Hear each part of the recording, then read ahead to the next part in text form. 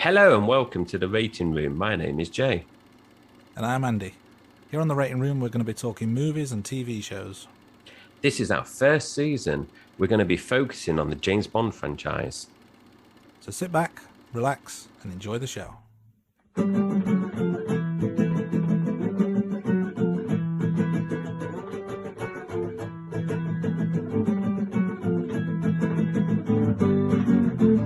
Rating Room. The Rating Room. The Rating Room. The Rating Room. This is the third episode titled Goldfinger. Andy, do you want to just give us a plot summary? James Bond is tasked by MI6 and the Bank of England to investigate a gold magnate by the name of Goldfinger, hence the title. He's suspected of building up a vast inventory of gold bars. At first, there's nothing really that special about him, but after Bond gains some knowledge of a secret scheme, codenamed Operation Grand Slam, he realises that there's a little bit more to this plot than just simply gold bars. It could be the fate of the entire economy is at stake if he's not stopped.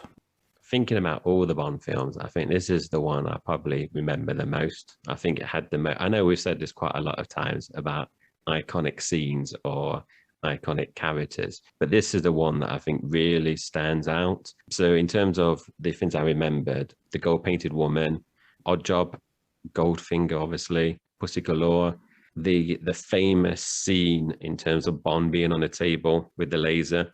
A number of quotes I also remembered, and obviously Odd Job's hat. They were the main things that I remembered before. There was obviously bits like we discussed last week where the scene came on and you remembered what was happening when you got prompted with the scene. What about you, Andy? What did you remember? Very similar list. I think if you rank or try and remember Bond generally, I think you'll probably remember a lot of these scenes or characters or objects, and they're all from the same film, which I think was what makes this really good. So again, Pussy Galore, Odd Job and his bowler hat. I remember the death by gold paint, the laser beam. I remember obviously the link to gold. I remember this being set in and around Fort Knox as well. Obviously, very famous gold depository in the US, and a little bit of a sad one. But I remember the Aston Martin DB5, iconic Bond car. You know, by far my favourite of all the Bond cars. Even to the point where I remember that the registration is BMT 216A, but just such an iconic car of the Bond franchise. And that's from someone who's not really much of a car person, but that one really stands out as the pièce de résistance. But yeah, same kind of things as you. A lot to remember from this film in terms of characters and scenes and various plot points as well.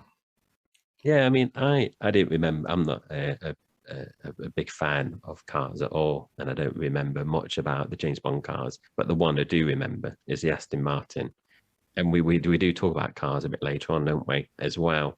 But this was definitely had the most iconic, like I said earlier, the most iconic area in terms of characters, scenes, definitely in terms of the one you remember. And I think it's reflected later on when we talk about the rankings that we give certain characters and also the scoring. I think that's reflected.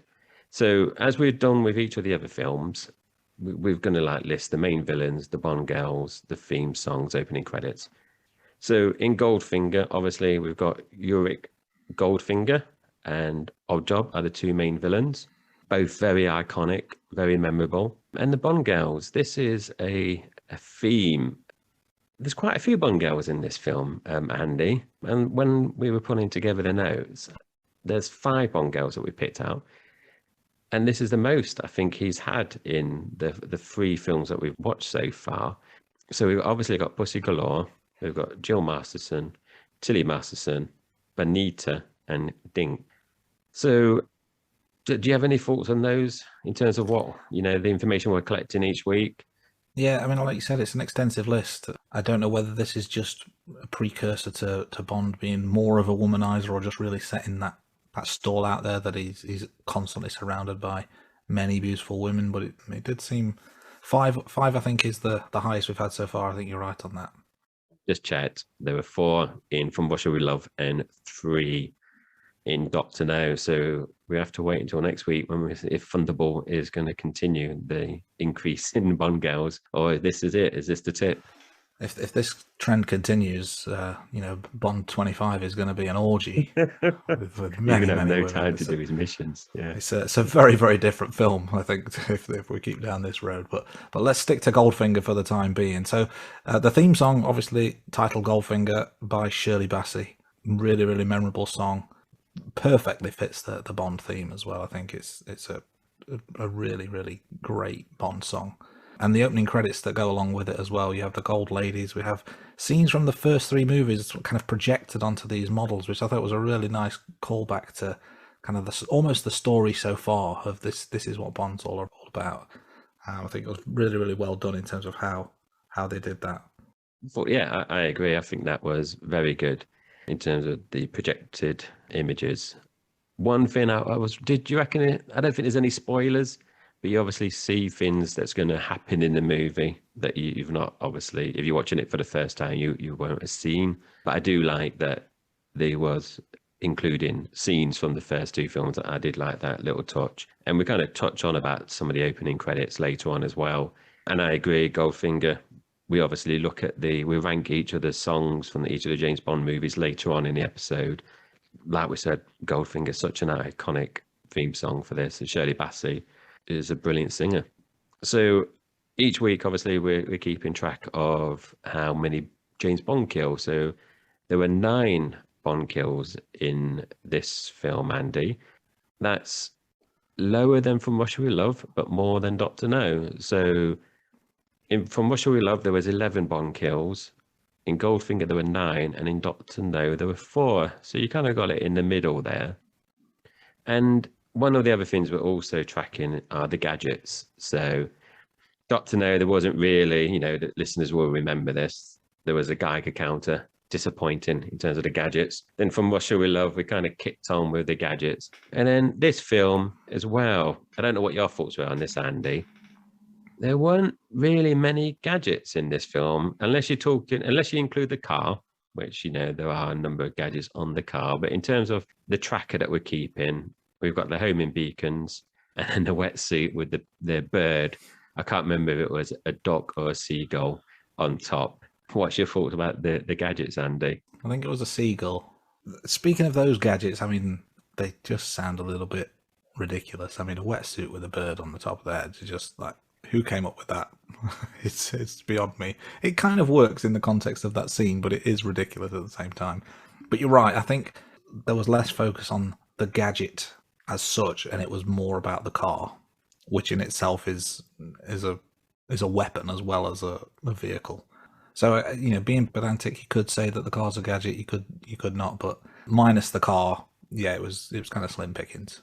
One more thing about obviously the Bond franchises, we expect and hear the iconic introduction James Bond. I expect to hear it in every film. I think we determined that that's not necessarily the case, but in this one it does come up pretty early in the film as well, about 11.5 minutes, which I think is slightly later than we've had in the past, but again not too long into the film before we get that iconic introduction. Favorite scene was watching this back.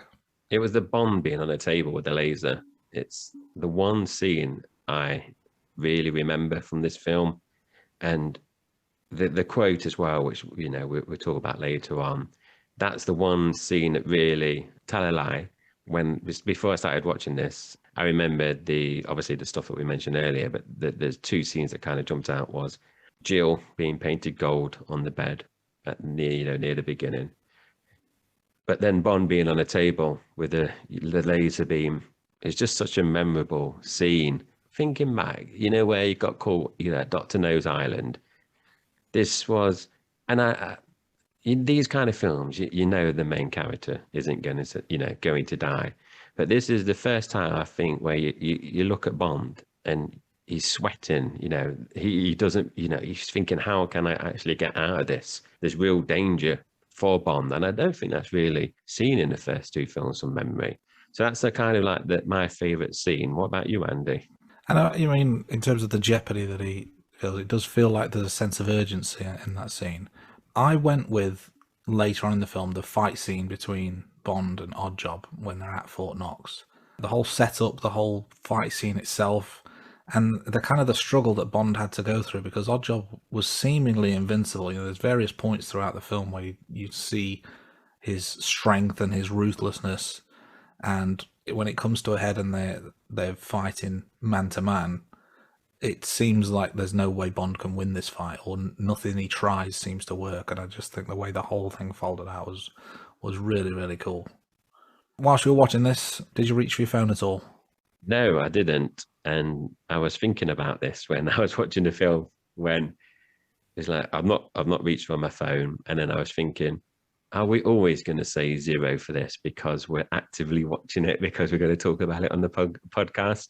But this film, I just think so much is happening. It's story driven, like the other two films as well. There's obviously action in there as well. So I didn't reach for my phone at all, Andy. But I am wondering whether this is going to be 0 all the way through. And when we pick a different franchise after we finish Bond, or a different type of movie, or when we're not quite sure, we've got some ideas what we're going to do, whether that's going to be 0 for other films. And what about you?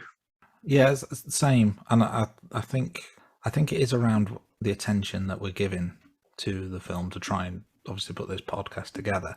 But I think what I would say as a bit of a side note is that I found myself making less notes, or seemingly less notes during this film, just because I was so into it. Much more than the previous two, it has to be said. And I guess that's kind of reflected in the ratings, which for me, I'll go first out of order. I jumped this to a 9 out of 10. This was just fantastic for me. A real step up in the franchise as far as I'm concerned. Yeah, I've gone with 9 out of 10 as well, Andy. I agree. It's definitely the best film out of the 3 that we've seen. We're going to talk about rankings later on, where, you know, I touch on it now. My scores have gone up 1 by each film, you know, 1 episode, you know, 1 score per episode, whereas yours has jumped 2 in this one. And I do think it is the best one, but I came very close to actually scoring it with From Russia with Love, because I think From Russia with Love is a really good film. But just because of the bits that we kind of mentioned before, in terms of memorable characters, memorable scenes, quotes that people still can say years after this film, that kind of tipped it for me. So this next bit, you know, we're covering this every week, is the wife verdict. So when I'm watching these films with my wife, and this surprised me, because I told the wife before that Goldfinger is probably one of those most iconic James Bond films. A lot of people, if you look at top 10 films online, people, you know, for James Bond, a lot of people actually rate this as number 1, or this is really where the franchise kind of kicked on. But she wasn't having any of it at all. She felt it was too long, felt that the plot was drawn out. She actually fell asleep because she was bored. So I kept prodding her. I kept going like, Rach, you got to wake up, you know. Every time her eyes were dropping, I said, you got to watch this. You got to give me your wife's verdict. I need you to stay awake. But there were just a few bits as well where she said it was just unrealistic, and she just didn't like it really. And then she queried about, you know, some of the logistics about when they painted Jill gold. How did they do that without making a mess, kind of thing? And as well, you know, might put dust sheets down, you never know. And then kind of just laid her back on the bed. You know, James Bond was knocked out, wasn't he? But I think she was thinking about it a bit too much. So I was really surprised, because when we started this podcast and the idea of rewatching the films, this was one of the films I was really looking forward to rewatching, because I haven't watched it for a good 10 years. But this was really the one that kind of, I think, oh, I can't wait for that. Andy, I know you've obviously said in the first 2 episodes your wife isn't watching these. Guessing it's the same. No change there? No, I need to work on her a bit more. No, my wife is looking forward to getting to the Pierce Brosnan films. That is, you know, from memory, they're her favourite. So I know she's got quite a few episodes to wait, you know, films to wait for before we get there. So Andy, what do you want to carry on? Yeah, let's get into some of the kind of high-level facts about the film. So this was a runtime of 1 hour 50, very similar to the first 2. I think this is the shortest so far by a couple of minutes. All similar in terms of their their runtime kind of in that close to 2-hour mark. Released in 1964, so this was the third consecutive year a Bond film was released. A new director for this one, though. Guy Hamilton took the helm for Goldfinger. What we're going to do now, we're going to do the similar what we've done in the first few episodes, and we're not going to be strict in terms of talking about points in order. So we might jump around, but we just want to kind of kick off some general points. So this was interesting, Andy. This was actually the first Bond movie to win an Oscar for sound effects. They have won some other Oscars, and we can, pick those up when we come to those films. Also, this was the first film to feature a villain that wasn't affiliated with Spectre. So obviously, Dr. No, and in the previous one, Colonel Klebb, Red Grant, and obviously Blofeld are all a part of Spectre. But this is the first villain. And watching it, he's a real true megalomaniac, isn't he? He's, as it mentions in the film, he's a multi-millionaire. He deals with jewelry, so he's got an actual genuine job, but obviously he does lots of naughty stuff with the gold. And also, this is the film, we might change the statement later on, but this is the one film I think where you've got real memorable characters. Like we touched on earlier, got Goldfinger, Oddjob, Pussy Galore, and then Jill Masterson, the lady that's painted in gold. Yeah, I think it's an interesting point around Spectre and their lack of involvement in this film.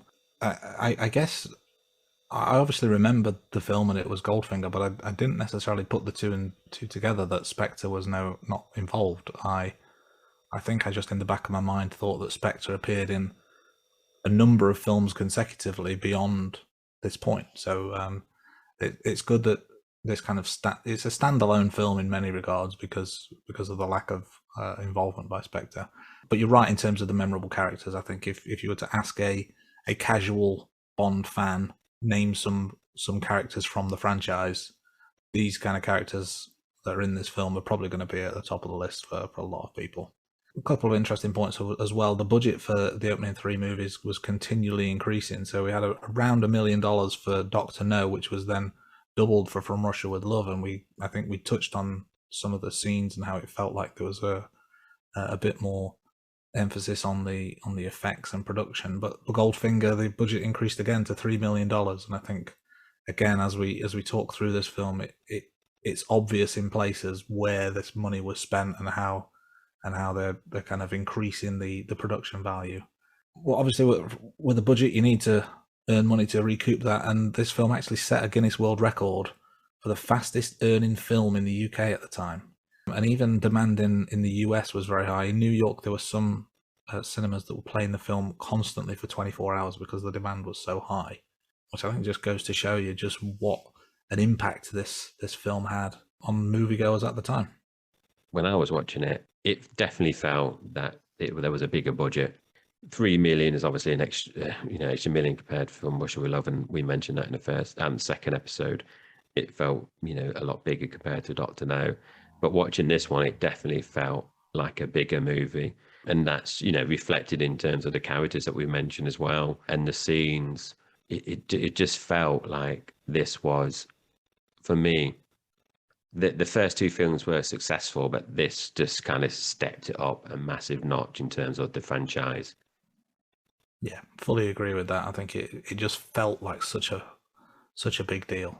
Final point, we'll get into the kind of the crux of the film in a moment, but I think the final point that I found quite interesting was that the actor who played Eric Goldfinger, Gert Frobe, didn't actually speak English, so he was dubbed throughout the film by Michael Collins.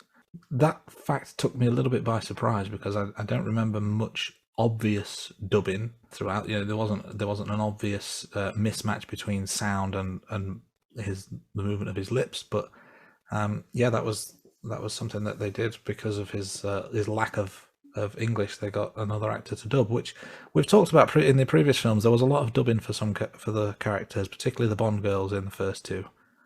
So that seems to be a common practice of the early Bond films to get other voice actors. Yeah, it's definitely a recurring theme, definitely. And you're a lot better picking these kind of things up than me, because when you mentioned those in the first two episodes, I didn't really pick those up where, you know, those actresses and actors are dubbed. And like you just said there, I didn't pick this up when I watched the film. We've obviously picked it up during our research. And another point a lot of listeners might not know was Gert Frober actually dubbed his own character when they converted the film from English to German, which I think is a funny little thing about that as well. Let's get into the film now. So we start with Bond on a mission. It's actually unrelated to the main plot of the movie. It's just a previous mission that he's on, which is quite an interesting way of doing a cold open. He's underwater. He appears from the water, and he's got the wetsuit with the kind of the seagull on his head as he appears.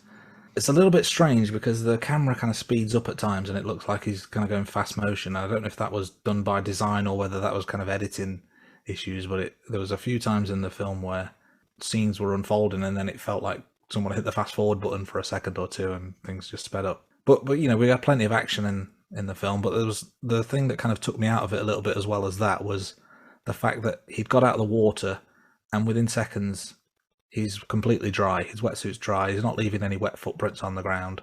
His hair's looking pretty good, even though he's just had a seagull hat on. So that was a little bit of a downer for me to start the film. Yeah, I think the seagull, I don't know if you want to call it camouflage, a mask, a hat. I don't know what you want to call it. It just seemed a bit unnecessary. But in terms of the speeding up, that was apparently done to bring more action into the scene. And like you said, this was actually done a number of times in the film. But I just think it's unnecessary. When it first happened, me and the missus kind of looked at each other thinking like, oh, is something wrong with the DVD kind of thing as it flickered.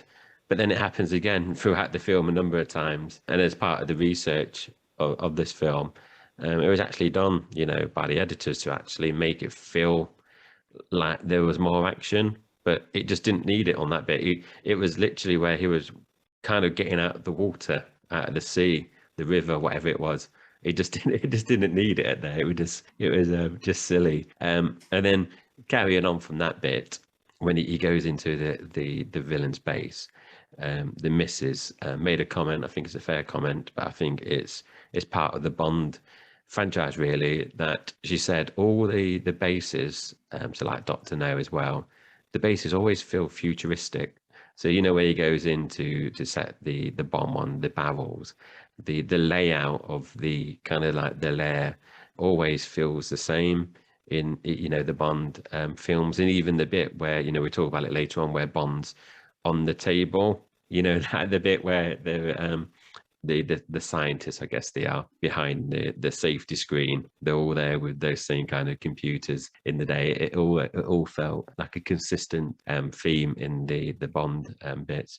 This is the first bit, you know, you mentioned it in the last episode where he kind of does his quips, and he obviously makes the bit about the unfinished business when he's talking to the bloke at the bar before he actually goes off with the lady who's called Bonita. And an interesting point was actually the actress that played Bonita, and we mention her a bit later on, also actually appeared in From Russia With Love as Kareem Bey's secretary. So that was a good find. And I don't know if you picked up on this, Andy, where Bond is kissing Bonita, and then they kind of separate slightly, and then you could see the reflection of the body approaching on her eyes. But it's just how the camera was on her eyes. It just looked really silly. And then obviously another bit at the end of that little scene where he quips, where the body's now electrocuted in the bath, and he goes shocking. So within the space of 5 minutes, I'd probably say he's done a couple of one-liners there. What did you think about that opening scene? Yeah, it's the shocking quip I thought was, you know, typical Bond now at this point. I think his one-liners and his little sayings are coming out with more regularity. Interesting about the actress playing Bonita, I didn't put two and two together that she was in the previous film until we did the research. But I wonder if the unfinished business line is somehow linked to that, like, you know, because of that link between her and the previous film, whether that line is kind of a nod and a wink to that fact. So very interesting. But the reflection in her eye when the baddie approaches, I think is a little bit cheesy, but I think it works quite effectively. I think it's clear when looking at her that she knows something's about to happen, because her eyesight is diverted away from Bond, so she's obviously looking for something. So you knew something was going to happen, but I think the way they did the camera work and the reflection, I think it was actually pretty clever and showed Bond to be a very smart guy at that point. From the opening scene, we move into the title sequence, as is a staple of the Bond films. As we mentioned, Shirley Bassey sings the song Goldfinger. She also would go on to sing songs for later Bond films, Diamonds Are Forever and Moonraker, so look out for those in future episodes. And then in this title sequence itself, we've got a young lady having images of the previous two films and the current film projected onto her in this kind of gold cinema type setting. Actually, was the actress who played Dink in the movie. She was the actress that appears in the opening sequence as well. Yeah, I think that was a good, utilising her as part of the intro, which, to be honest, I didn't pick up on until we researched this episode. But like you touched on, Andy, in terms of projecting the images, in terms of the actual title designer, a bloke called Robert Brownjohn, he actually pitched the idea to the producers by setting up a projector, turning off all the lights, and then projecting images via the projector onto his topless body to kind of give the producers a flavour of how he wanted to actually implement the opening title sequence, which I think is a brilliant idea. Obviously, we mentioned earlier is recapping on the two previous films as well as scenes from this film. It's just, I just imagine, if I tried doing that, I just know there'd be a lot more images on my body than the average bloke due to the girth of my body. Let's get into the meat of it. I think great way to start, great opening sequence, and then onto the film. Yeah, so the first scene is, in Miami Beach. One of the things I did notice was there seemed to be lots of use of fake backgrounds. And obviously, in films, they film a lot of these things in studios. But thinking about the first two Bond films, I don't really recall a lot of fake backgrounds. But in this opening scene in the Miami Beach one, it really seemed obvious. And when we were researching this episode, it actually turned out that none of the actual main actors were filming those scenes in Miami, except for the actor that played Felix Leiter. All the other actors actually filmed their scenes at Pinewood Studios in England. And Sean Connery was actually filming another film, I think it was Alfred Hitchcock's film, in America, but at a different place, not Miami. So I think that's probably one of the reasons why it was really obvious in terms of the backgrounds. Yeah, the fake backgrounds was quite off-putting at times. I think what's a couple of things that were interesting is, one was the girlfriend or side chick, I guess, of Goldfinger, whoever she may be, she was at the balcony of their hotel room looking down at Goldfinger playing cards, and she could see the cards that his opponent was playing from quite a distance away. And I think she just had what looked like a pretty standard telescope or binoculars, as it were. So I don't know how possible or realistic that would necessarily be. But as well, we had Felix Leiter came to speak with Bond at the hotel by the pool. A different actor playing Leiter this time. So Leiter appeared in the first film, but this time it was a different actor. So it's the second time the character appears, but also a second different actor. Cecil Linda was the actor who played Felix this time round. And there's quite a funny quote when they're chatting to each other, and Leiter kind of points out to Bond, that's Auric Goldfinger, and Bond says, Auric Goldfinger sounds like a French nail varnish. Yeah, I think it was a funny line. Going back to the zooming in on the cards, one of the things I did think about, but then I think, you could explain that. Bond very quickly ascertains how Goldfinger is winning all the time, isn't he? He kind of observes Goldfinger playing, and then very quickly he's looking up to the building behind the opponent of Goldfinger, and then you kind of see him then just walking off. I wonder how long it took him to actually find. Did he just go to reception and say, which level is Goldfinger on? Because he kind of knew where to go, didn't he? So unless he's got that information already, because obviously he's been tasked to kind of keep an eye on Goldfinger, so unless that was part of the briefing pack he got, but obviously the cleaner, I think it was, or a maid, helped him get into the actual room, didn't he? also, we've mentioned that this film has 5 Bond girls. We don't think he actually participates with bedding each of these 5 ones, because I don't think there's time for Tilly to, for anything to happen with Tilly, before we talk about Tilly a bit later on. But he does seem to get around a bit, doesn't he, with Bond? But with the ladies, I just wondered, do you think there's, lots of little Bonds happening? I can't remember a lot of the films, but I don't think obviously we mentioned about Bond's kind of girlfriend, air quotes, in the first 2 films, but we don't really see repeating Bond girls, do we? So once that's it, once they're in the film, they kind of disappear unless they get killed off. There's not really a mention of them again. I know in some of the Daniel Craig films, or one from that, one of the Daniel Craig films, he's kind of reminiscent about, I can't remember her name, Ava Green. Vesper Lind. Yeah. So, but whereas these ones, I just wonder, is he just going to get a knock on the door one day and there's just going to be a lady there, one of his ex-conquests with a little James Bond? Jeremy Kyle would have a field day, wouldn't he, in this era with the little Bond kids, all the Bond girls lined up on this. I can see it now. Jeremy Kyle making a comeback on ITV morning TV. You've got a line of Bond girls on stage and a whole bunch of paternity tests that Bond's got to test before. Or Jeremy Kyle. Oh yeah, Jeremy Kyle. Was it Jerry Springer as well? Those kind of programs. But that's just a random thought, because he's straight in there, isn't he, with Goldfinger's acquaintance, with the charm.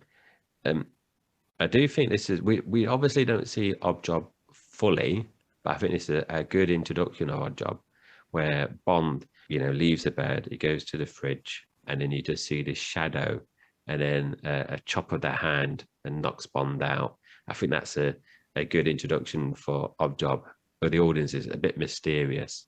You obviously find out, you see Oddjob quite soon, actually, don't you, after this.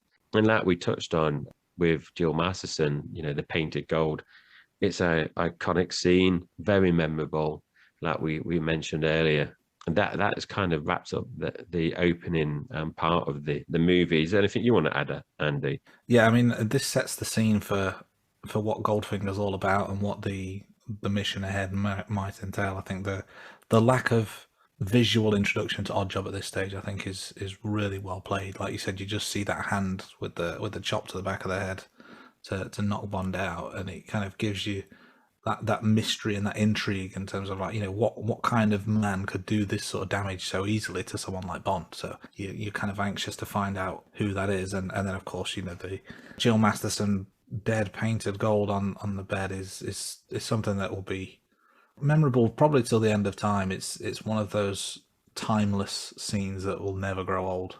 Really, really, really vital to a franchise such as this, where with the fact that we're still talking about it nearly 60 years later, and not from research, from pure memory. The fact however long ago it was since we've seen these films, it still sticks right at the forefront of your mind.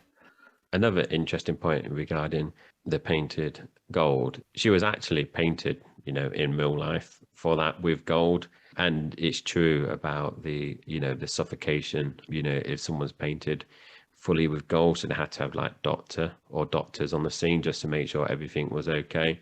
So it kind of adds to the danger. But I've watched films around that era, but I think that must be the first time something like that's been done on the screen. Talking about it now has brought to mind The Wizard of Oz back in, was it 39? I seem to remember a story about, was it the Tin Man who was painted, the Tin Man, wasn't he, painted all in silver, actually got quite ill from some of the paint that was used back, and this was back in the late 30s, so I guess things were even more basic and there was less known about the risks of that sort of thing. But when you mentioned the fact that they needed doctors on scene, it kind of immediately brought to mind The Wizard of Oz and a similar incident. Yeah, I mean, if there's anyone that knows that, feel free to message us on Twitter or anything. You can have a look into that. Andy?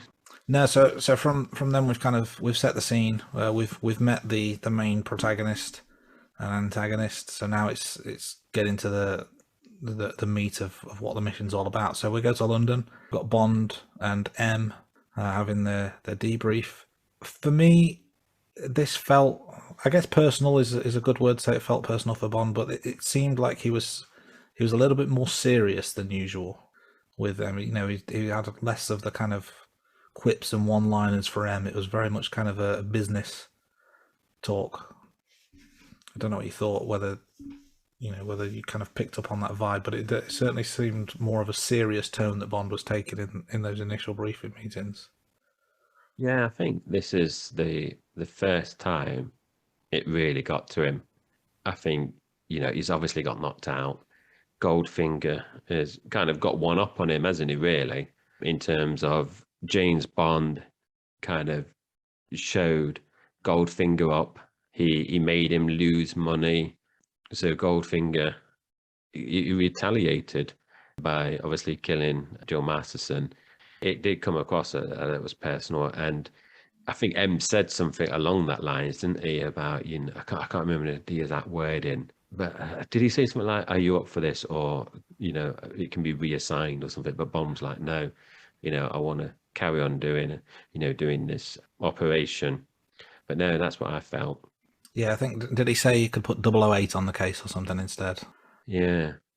But another thing as well with these meetings, he seems to know his drink. I mean, this won't be a surprise to anyone who knows the films and the fact that he likes to drink, but he was talking about the Dom Perignon 53 and how it needs to be chilled with Jill, and now he's critiquing the brandy. He's kind of a jack of all trades. He's a secret agent, he's a womanizer, and also he's an alcohol expert as well. Yeah, he's very sophisticated, and like we discussed in the previous episode from Russia with Love, where Grant drinks red wine. Red wine with fish. Bond is all over this brandy and the chilling of the drink earlier on, and also M doesn't. He's not happy, is he, with Bond, where Bond is criticizing the brandy, and then I can't remember what he said, but he says something, doesn't he, to kind of put Bond back in his place by the end of it. I thought that was quite funny. Kind of following on from that as well, this is actually the first time we see Q Branch, and this is obviously now a reoccurring theme in the Bond franchise. So in the first two films, as we mentioned in the first two episodes, Desmond Llewellyn is in the previous film, but I think we mentioned it. He's just referred to as like the equipment officer. But here you actually see Q Branch. You get the testing of a number of gadgets as well, and also the relationship between those two, where Q kind of seems a bit put off by Bond, is the way I felt, where I think Q feels that Bond's a bit too smug. He comes in, takes his equipment. He's like where Q says something like, "Oh, I think this will be done in an hour," and Bond kind of like rolls his eyes, thinking, "Oh, I've got to, stay down here for like another hour." But it's just his attitude, Bond's attitude. He doesn't take things serious, and I think that puts Q's back up a bit. And I don't know if Q is like that with all the 00 agents, or if it's just Bond. Is interesting to see, but this is the first time really where we see that relationship, and the branch, the building with all the gadgets like in the background, or where the theme cuts through. I think that's interesting. And as you mentioned as well about the Aston Martin, this is actually the introduction of the Aston Martin. So as you mentioned, he drives the DB5 in this film, but previously he drove the Sunbeam Alpine in Dr. No, and then the Bentley Mark IV in From Russia with Love. So they do make quite a big thing, don't they, of the Aston Martin in this scene. They must have got lots of money from sponsorship in terms of the Aston Martin. So Andy, what did you think about the Q Branch, and did you pick up anything in terms of am I overthinking things in terms of the relationship? And you obviously touched on the Aston Martin. What did you think about that bit? I think you make an interesting point about the relationship. I kind of equate it to a teacher and a naughty school kid. Q is very serious. He takes his gadgets seriously. He's obviously got a lot of testing going on in the background. So this is important work to Q. So he wants to make sure that Bond uses things correctly. And I think there's some kind of reference to the fact that maybe Bond doesn't return everything, or maybe he damages things along the way, so he doesn't look after the equipment. So it is that kind of it did feel like a teacher student sort of moment for me.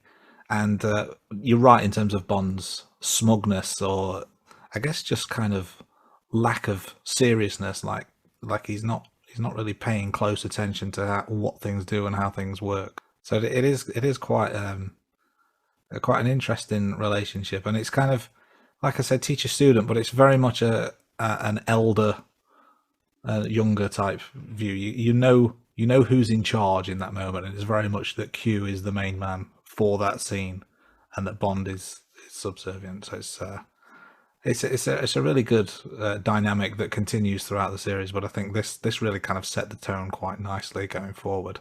You know, whilst we're on the subject of relationships, Moneypenny, of course, makes an appearance when he's down at the MI6 offices. There's the flirting as we've seen previously, but I would say less so, or certainly less obvious flirting.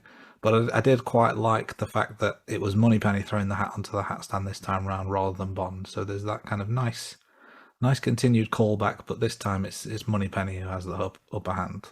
Yeah, I agree, definitely. Yeah, and going back to the Q going through the gadgets, Bond is, like you touched on, he's very sophisticated, clever, good looking. He's obviously taking things in, even though he looks like he's messing around, or he's not really paying attention, or taking it very light-hearted. The bits with the Aston Martin and the gadgets, where Q's listing all the different types, and obviously later on we're going to talk about it, but he remembers everything. It's not like he's pressing a button to do something, and because he's not been paying attention, he does something else. You never see that kind of thing in the Bond films. Indeed, I think one to monitor going forward, see how that progresses. I think let's continue with the film though. From that point, Bond wants to meet Goldfinger, so a golf game has been arranged. They decide to make it a little bit interesting by putting money on the game, so they're having a bet with each other. And as we get to the kind of the business end of the game, you can see that Oddjob cheats on behalf of Goldfinger, but then Bond switches the balls on the 17th hole, so he's having a little bit of fun at Goldfinger's expense here. And the caddy that's with Bond seems to be loving life as well. He thinks it's hilarious that what Bond's doing, and obviously Goldfinger goes on to lose the game and lose the bet. A nice little scene. It feels quite light-hearted at places, but then there's tinges of seriousness, particularly with Oddjob's demeanor there. But ultimately, Goldfinger ends up being humiliated at the end, so that kind of sets the stage for future interactions. He's really toying with Goldfinger at this stage. You've obviously got the bit at the beginning where, like we said, where he's in London, and he's obviously getting a bit, I don't want to say emotional, but he's taking it personal. So he's really focused. But then this scene is very playful and funny. And like you said, the bits with the caddy, there's banter between Bond and the caddy. And I thought that was really good. And, like you said, Goldfinger, Oddjob obviously cheats in terms of finding the ball, but then Bond obviously has the last laugh because he switches the balls at the end. One thing I did find surprising, and I guess they had to do this on purpose to make it, to kind of bring to the climax, was how close, scores were level by the last hole.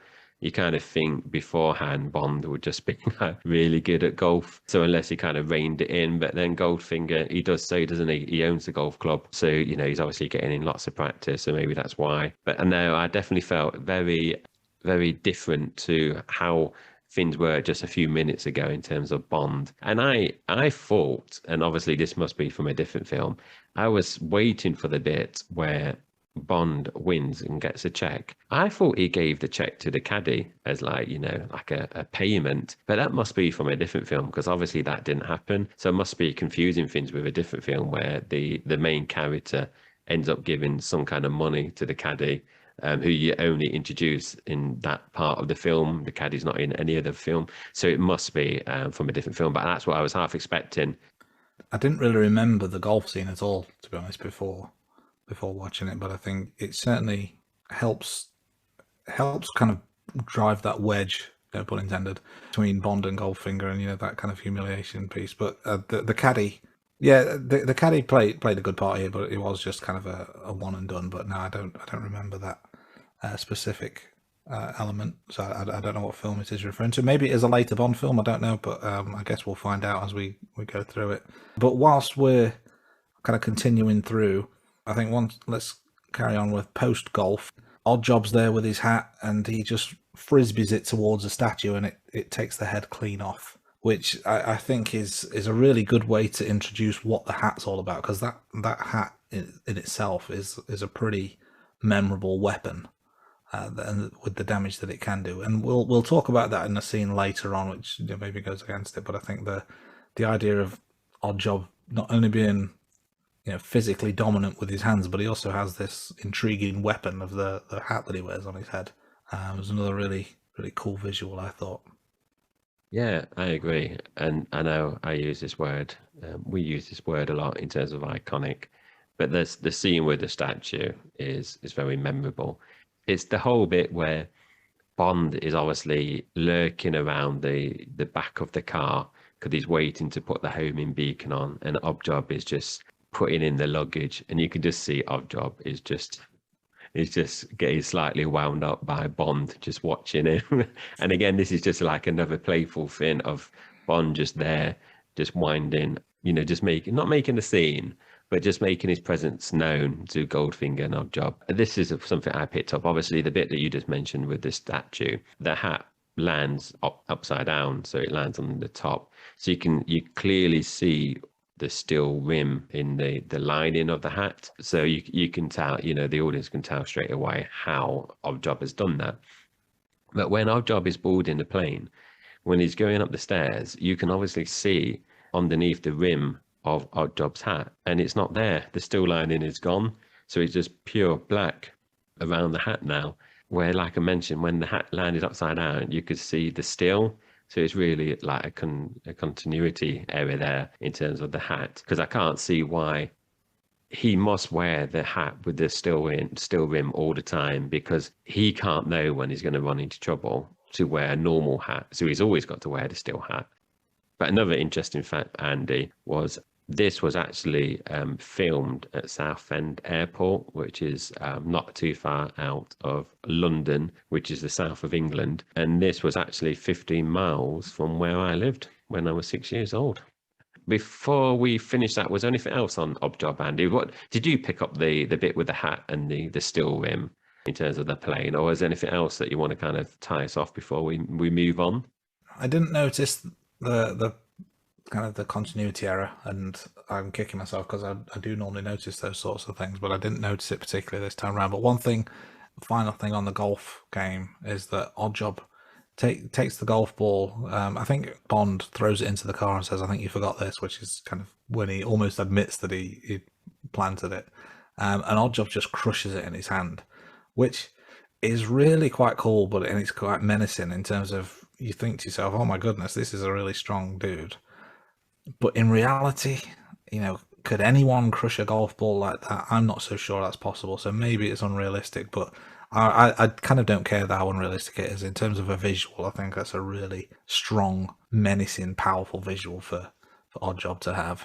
But let's move on. So from the golf game, they go to the airport, and then they're off to Geneva. And as is customary now with Bond films, that once you get out of the plane or at the airport, there's got to be a car chase. And sure enough, there's a car chase pretty soon. Well, it's not so much a chase.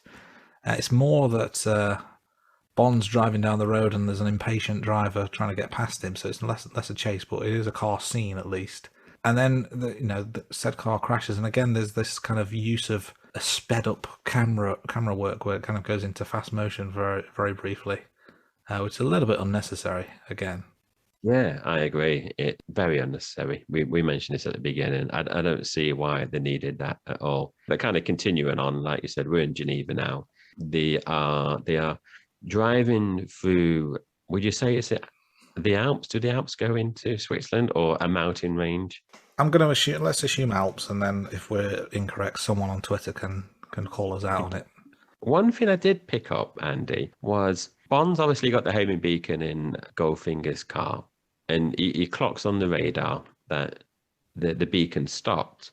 So he pulls up higher up on the mountain. So he's looking down and he can see Goldfinger's buying something from a stall on the side of the road. But then it cuts further back, which, great scene in terms of the camera work. How does Tilly, we're not introduced to Tilly, but we know that's Tilly. How does she know that's where Goldfinger is going to stop to enable her to set up the sniper rifle and, stop in a car? Because if she's trying to get past Bond earlier on, like you mentioned, she's obviously then got past Bond. And then if she catches up with Goldfinger and sees he's stopped, how is she further up the hill compared to where Bond is? Does that make sense? That didn't kind of work in terms of, I don't know if I was overthinking it, but logistically, how did she anticipate where he was going to stop?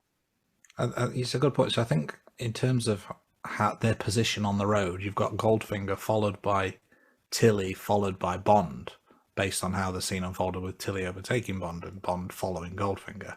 But when the setup for the sniper rifle, the positioning is Goldfinger followed by Bond, followed by Tilly. So the only way this could have happened is if Bond overtook her down the road later on, which goes against the point of Tilly trying to overtake him in the first place. So maybe there's a whole car chase scene that was cut from the film where Bond gets back in front. I feel like maybe we're watching a Formula One race, but they're only showing the highlights. They've missed a few laps in the middle.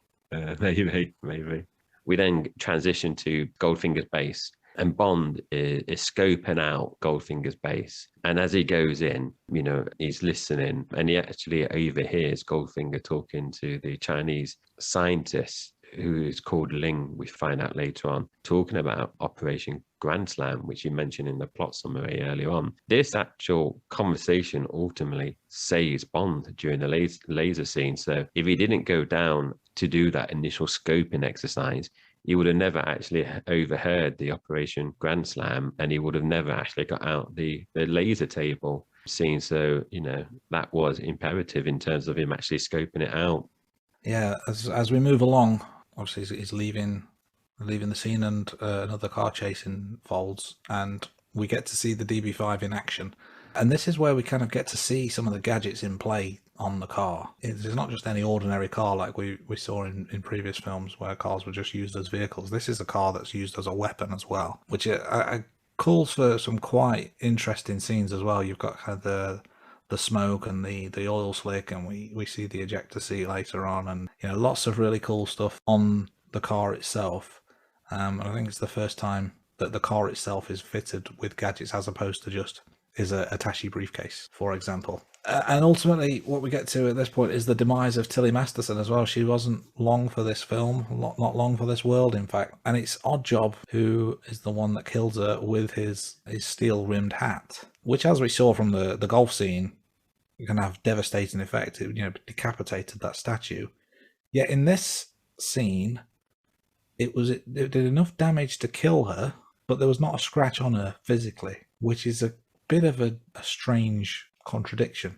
That's something me and the missus picked up on, where the statues, is made of stone, and it just flies straight through the neck of the statue, where Tilly basically gets slammed by the hat from Oddjob's throw, but there's just no blood.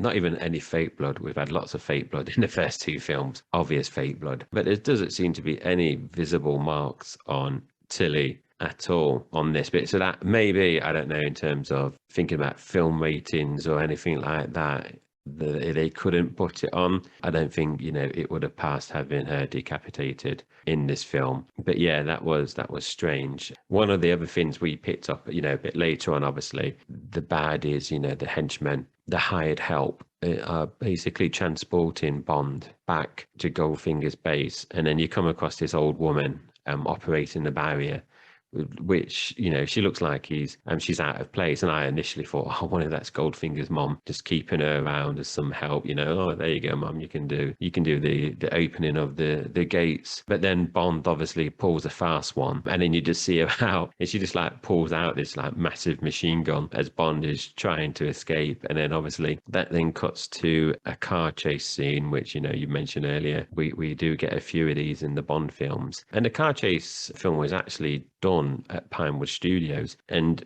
the bit where Bond, you know, this is all, you know, set at night time, and he's you know, racing along through all these buildings at Goldfinger's base, and then he's driving down this tight avenue, and he sees these headlights shining coming back to him, and it turns out actually that's the mirror of his own car, which you don't realize because obviously Bond veers left, and it's only when Oddjob gets out to come and checks out the damage, he looks over, and then the camera cuts to the mirror. But in real life, that avenue is called Goldfinger Avenue at Pinewood Studios. So I thought that was a nice little nod to the James Bond franchise. Yeah, it's a nice homage. I think before we move on to the next location, as it were, there was the car chase continues on, and the car chasing Bond kind of goes off the cliff because of the oil slick, I believe it is at this stage. So the oil slick from Bond's car, he sprays that behind it, causes the car behind to lose control, goes off the cliff. A little bit strange that the car kind of exploded, just burst into the flames near the top of the cliff without hitting anything, without being shot at, just kind of spontaneously combusted, which I thought was very unrealistic and took me a little bit out of the moment. This is all kind of intertwined with the very famous laser beam scene, because obviously Bond's been caught, he's been taken back to base, etc. And we get the you expect me to pork? You expect me to pork? Let's cut that line out. That's a different film altogether. Where Bond says to Goldfinger, "You expect me to talk?" And he replies with, "No, Mr. Bond, I expect you to die." It's a brilliant scene. I mentioned it obviously earlier. This is my favorite scene in the whole film. The actual scene in terms of the visuals, but also the quotes are so iconic, memorable. I think you said earlier, if you just ask any kind of casual Bond fan to kind of say a quote or, you know, recap a scene, I think that is the one I think most people will probably pick, if I'm being honest. So we're in Geneva now. He's just obviously been caught. He's managed to get out of danger by, mentioning Operation Grand Slam. So the lasers nearly all the way up to his crown jewels, and then he gets out of it. We then transition to the flight, which is actually going to Goldfinger's stud farm, we find out. And this is where he meets Pussy Galore for the first time. And this is another memorable quote, which is obviously, soon after the one we just had. So, within 5-10 minutes of film time, we've got two memorable quotes that, like you said earlier, is 60 plus years, and people can still probably remember these. So this takes place where Pussy Galore says, my name is Pussy Galore, and Bond says, I must be dreaming. And later on in the podcast, as people know, we do talk about some of the quotes. But later on in the same setting, in terms of Goldfinger Stud Farm, you're introduced to the other pilots as well. And this is something that Mrs. picked up as well. They're all look the same, so they're all pretty blonde women. I don't know why, but they're all wearing pointy bras too. And I think you picked up on it as well, Andy, in terms of Moneypenny wearing a pointy bra. So I don't know, in the 60s that was a thing, but I don't recall pointy bras in the first two films. This is the film that I really noticed it on. Yeah, same. Yeah, the pointy bras, I guess, probably a fashion staple of the time, but certainly very noticeable in this film, much more so than the previous two, where I don't think they were in play at all at the stage. So let's continue with the story. So he's at the stud farm, and he is shown to his accommodation, which, differing from the previous films, is actually a cell. If you think back to Dr. No, he was actually put up in quite a nice spa-like hotel room, whereas this is just a cell. as it should be, because he's kept captive. But there's quite an interesting scene in terms of how he makes his escape. Now, the thing I wrote down in my notes as I was watching this is that it was brilliant yet ridiculous. And basically what happens is Bond keeps walking to the door and kind of waving and winking at the guard outside, and then walking back, and then walking to the door and giving him a little wave, and then walking back, and then eventually just kind of drops out of sight, kind of like looking like he's dropped to his knees or is going to the floor, which catches the guard's eye and kind of intrigues him as to what he's actually doing. So the guard opens the door to see what's going on, and he can't see Bond anywhere, and Bond's kind of balancing himself across the roof of the cell over the door, and then drops down and escapes. Just a ridiculous way of escaping, but also what is the guard doing going into the cell in the first place, just because he couldn't see him for a couple of seconds? He's behind a solid steel door with nowhere to go. There was no need for him to go in at that point. I agree. Just going back to where he's taken to the cell, when Bond is taken down, I think it's down some steps when he first gets to the barn, I would say it is. The Bond's face just looks like he's put out, doesn't he? Where he's like, well, when I was at Dr. No's place, I was put up in a spa retreat. But I suppose going back, because this is maybe Spectre treats, captives a bit better than megalomaniacs, Andy. You're going to be caught, you want to be caught by a Spectre agent, not some megalomaniac. But yeah, with that bit about where he's walking up and down, and I couldn't remember the scene, but I'm thinking, okay, he's obviously setting something up, and like you said, he does a wave or a wink. And then he's like that thing that you do with kids, or, when you're being silly, where you go behind a sofa and you walk and then you pretend you're going down some stairs. You know what I mean? It's exactly that, yeah. Yeah, he just felt like that. But then it's like, physically, how did he actually maneuver himself over the hole in the door to get his body? You see in other films about people like using the force of one wall to the other to prop yourself up. But the fact is that the hole in the door is right there. There's no way physically he could have bent his body to do that. So when that happened, like, me and the missus were like, what? All right. And like you just said there, if you're the guard, you just won't even bother. You just think, well, Bond, stop prattling around. I'm just going to stay here. I'm paid to make sure that he doesn't escape. There's no way out of that room. It's just like, he just messes the whole thing up. If I was Goldfinger, I'd be putting in on disciplinary, I tell you, performance review, letting, Bond out. It must do better for sure. That's, yeah. It's interesting you mentioned about how he maneuvered himself there. I guess if he could maneuver himself like that, he could probably just bend his way out of the cell window or door anyway, so he wouldn't need to do that if he was that good a contortionist. But it makes for a good scene anyway, I suppose. Add contortionist to the list of skills on Bond's resume.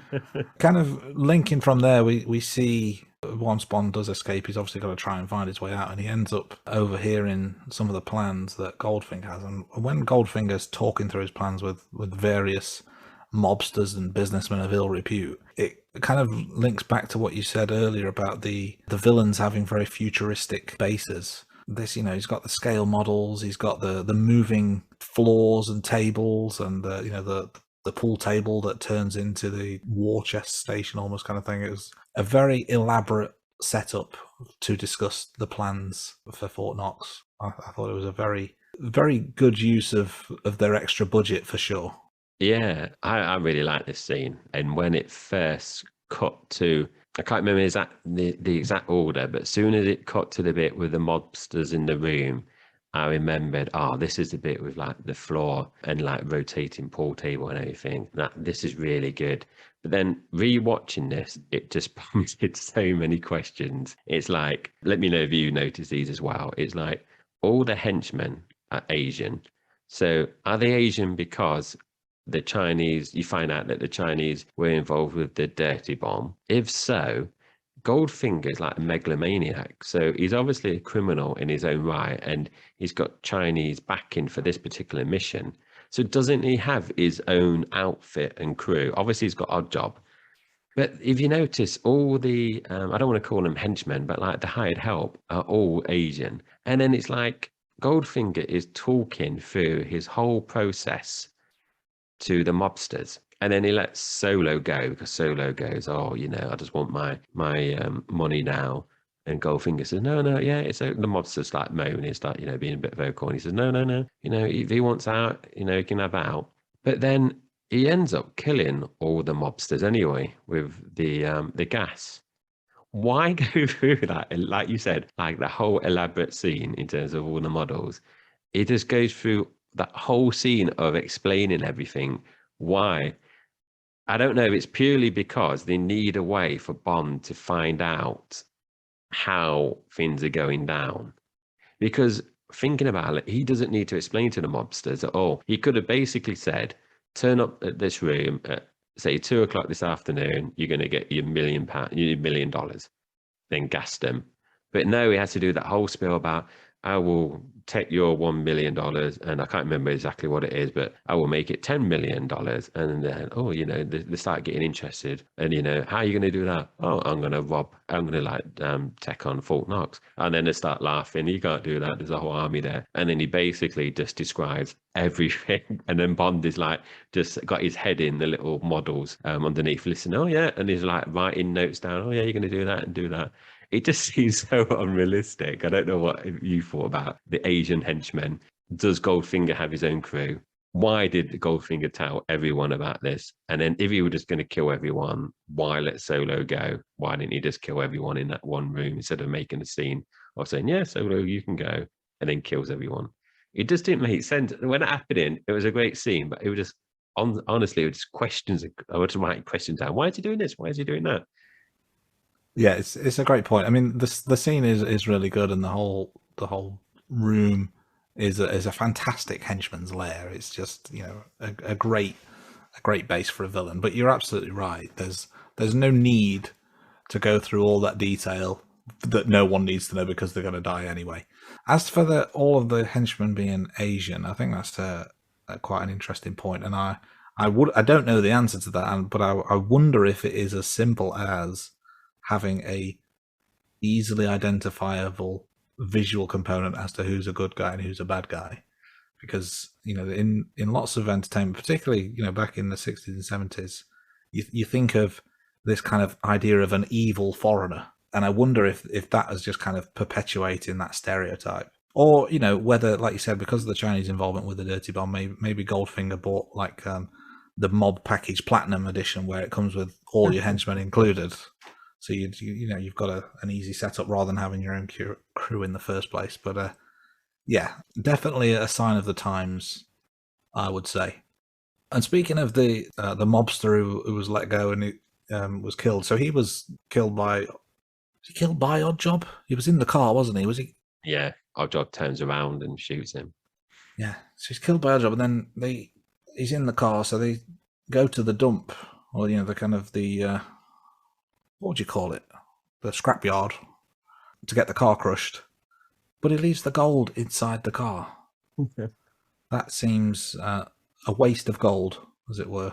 It just seems like it's made things harder for himself because, like you said, if we've already discussed why does Solo get to leave just to kill him 5-10 minutes later down the road.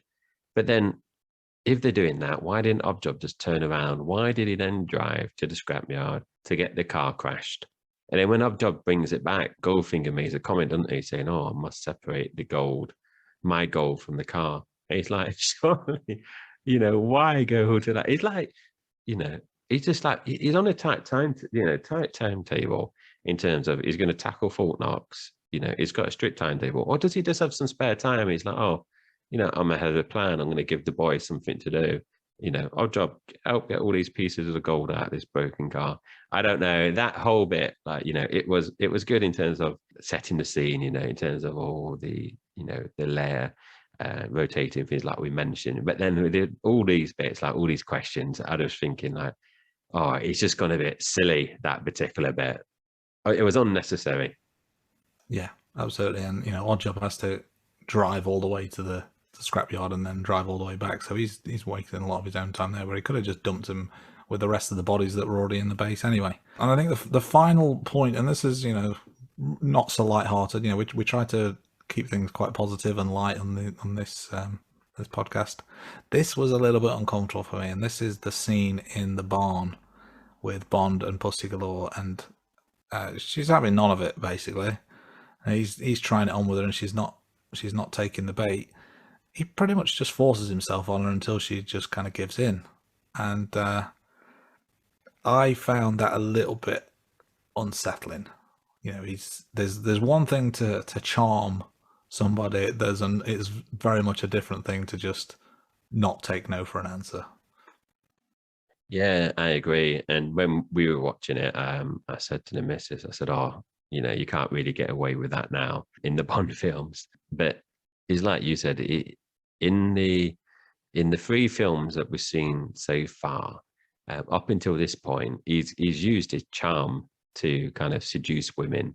But this is very much like, he starts to kiss her, she resists, but then he just carries on kissing her, and then he's like just breaking her down, isn't it? So yeah, we don't want to go like too deep in these kind of things, but yeah, I agree, it was unsettling. But maybe in the 64, I think you said this was done, maybe that was a common thing in terms of male characters and female characters in terms of being dominant. And we talk about Pussy Galore a bit later on, where we rank different aspects of the film. But yeah, that was a bit unsettling, and it is something we picked up. So yeah, so we've had the bit where Bond and Pussy Galore hooks up, and then we get the next scene, which is all set now in Fort Knox. So one thing we picked up on, as I kept prodding the missus to stay awake, which is very similar to like what the army was doing here in terms of falling asleep. I don't know what you thought about this, where the Pussy Galore's pilots were obviously flying overhead, releasing the gas, which we know, we find out later, the gas has been switched. But at this point, we didn't know that. They just fall asleep far too quick for me. You see the planes fly over, and then in the same scene, you can see both bits on the same screen at the same time. The gas just like automatically just collapse, and you think physically, no way has the gas dispelled all the way down to that bit. So I just thought that was a bit silly. But also, like I said, this film just kept making me prompt. There's more questions. It's like, this is a gold reserve. It's they've got an army based there. Surely this is a no-fly zone. Surely it's a no-fly zone.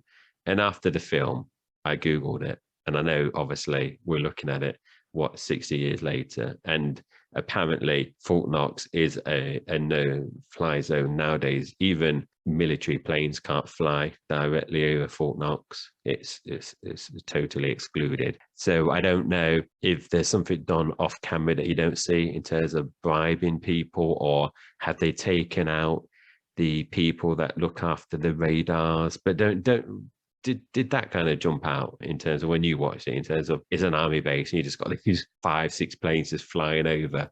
Yeah, all of it seemed a little bit convenient. I think the reaction of the troops falling asleep so quickly, because at this stage I didn't remember the fact that the gas had been switched. I just assumed that this, the plan was working up to this point. But I kind of just put it down to bad acting or bad direction. But yeah, far too quick that it happened, not physically possible. I'd not thought about the restricted airspace, but that is an interesting point, because with that much money and that much gold there, it's a no-brainer that it'd be a no-fly zone. But yeah, something has obviously taken place off camera that maybe is in a longer edit of the film. Who knows?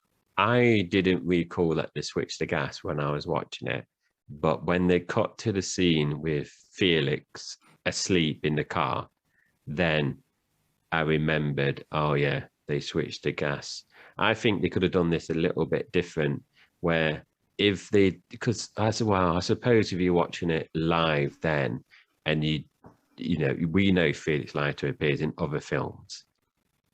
For me, as soon as you saw that, I knew that, oh yeah, they switched the gas, because obviously they couldn't have killed him off. But if you're watching it when it was first released, you obviously don't know that he's going to appear in future films. So when you see him there, you just like, they've killed off one of the supporting characters. So maybe they didn't have that. You might think that's a bit more believable, but then you wouldn't have got that effect on the audience. But I don't know if you picked up this bit, Andy, where Goldfinger is obviously then flies in a helicopter, and then he pulls out a golden gun.